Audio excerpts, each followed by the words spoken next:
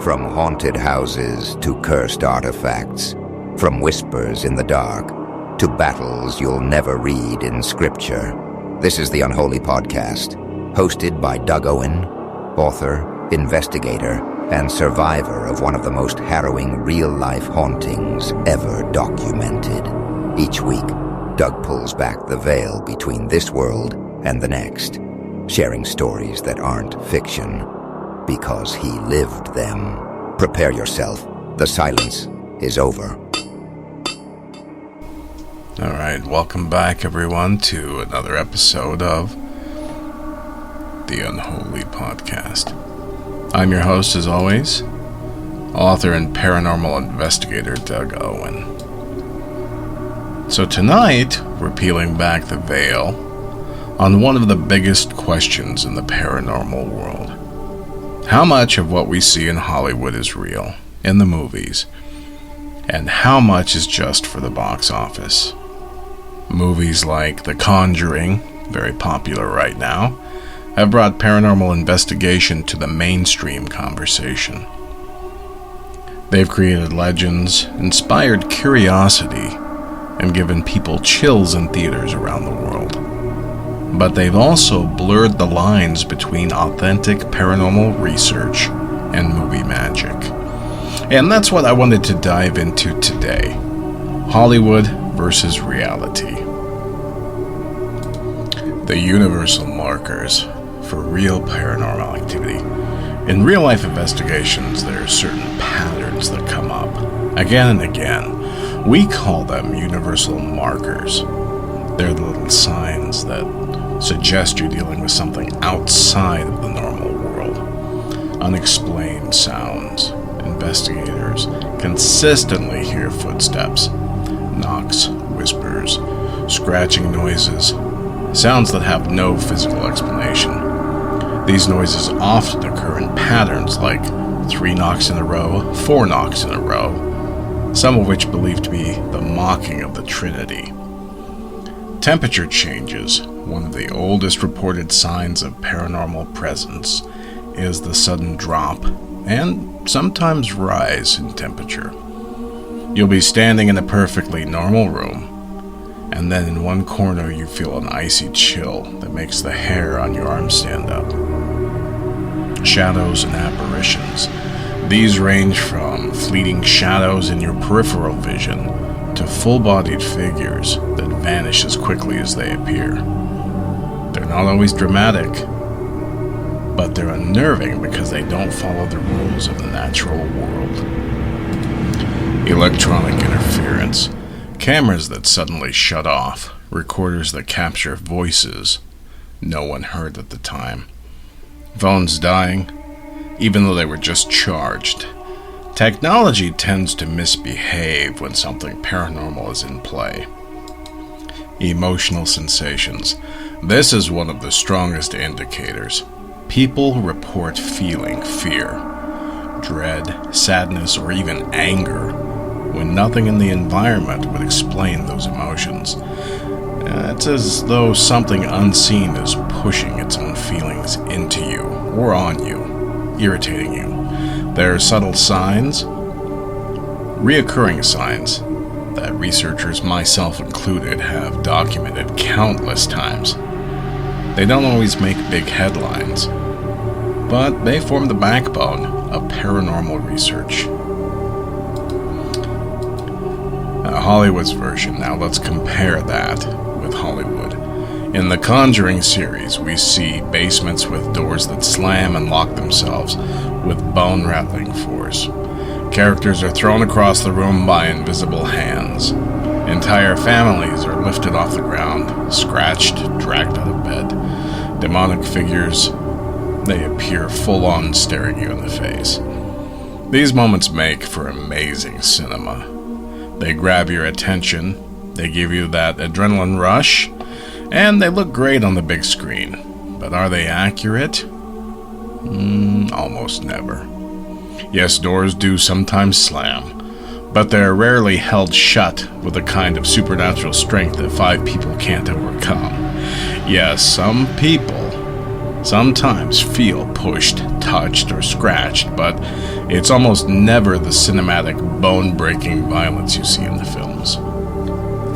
The real paranormal world is far more restrained. It's subtle. It creeps up on you. And it's often easy to miss if you're not paying attention. Hollywood doesn't have time for that subtlety, so they crank it up to an 11.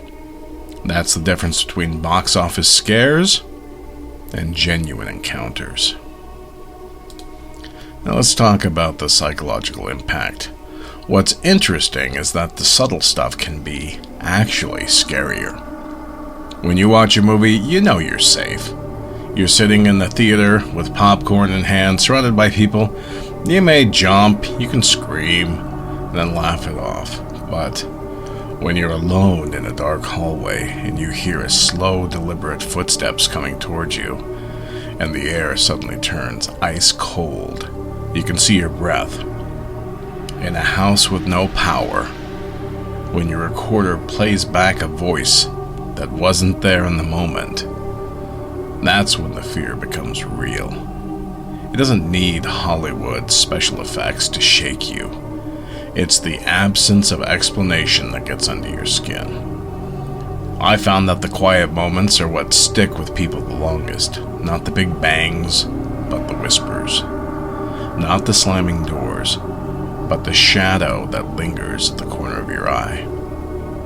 Those are the moments that haunt you long after the lights are back on. My own experiences, in my own investigations, I've seen and felt things that Hollywood could never capture, because they wouldn't really look exciting enough on camera or screen. One night investigating an abandoned farmhouse, and I felt what I can only describe as a cold hand brush across my forearm. Of course, the room was empty and no one was near me. But the sensation was so real, I looked down expecting to see someone standing there, but there was nothing. Another time during an EVP session, we captured a voice whispering a name, clear as day, though no one was in the room and no one heard it in real time. That's the kind of chill into your bones. It's not loud, it's not violent, but it proves something was there. And then there are the feelings. Walking into certain rooms, I felt an overwhelming sense of dread pushing me back out the door. There's no visual, no sound, just that invisible weight pressing on your chest. It's the reality of paranormal encounters. It's subtle, but it cuts deeper than any jump scare. So let's talk about why Hollywood gets it wrong. Why is Hollywood so exaggerated? It's simple: entertainment and money.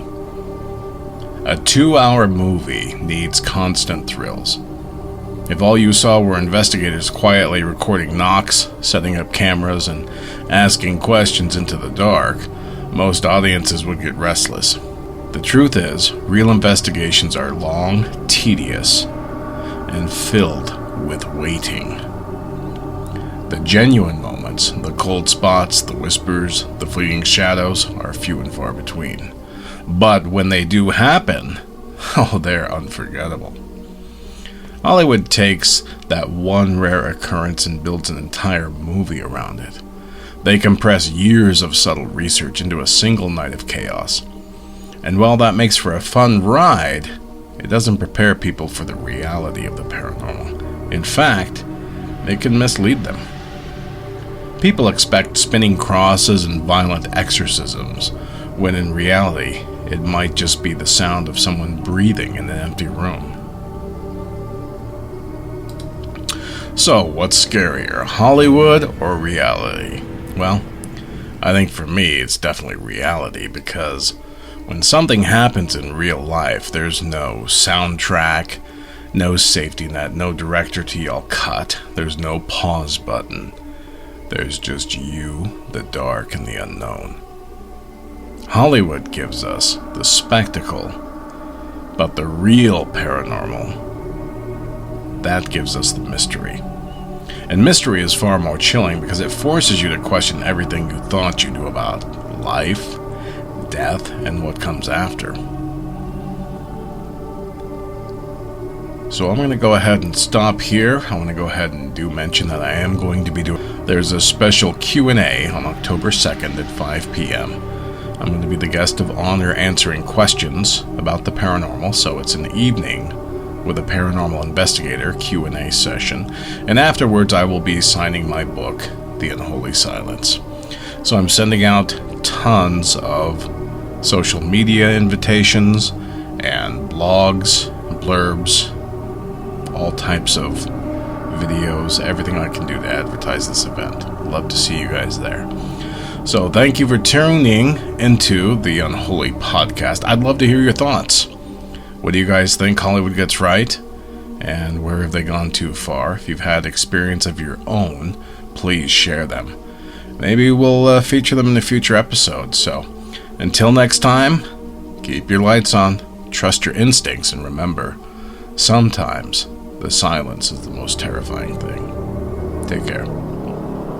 You've just heard another chilling chapter of the Unholy podcast, hosted by Doug Owen, author, investigator, and witness to the things most feared to name. For more real stories, cursed objects, and exclusive content, step deeper into the dark at authorDougOwen.com. Subscribe, share, and remember, some silences aren't empty, they're waiting.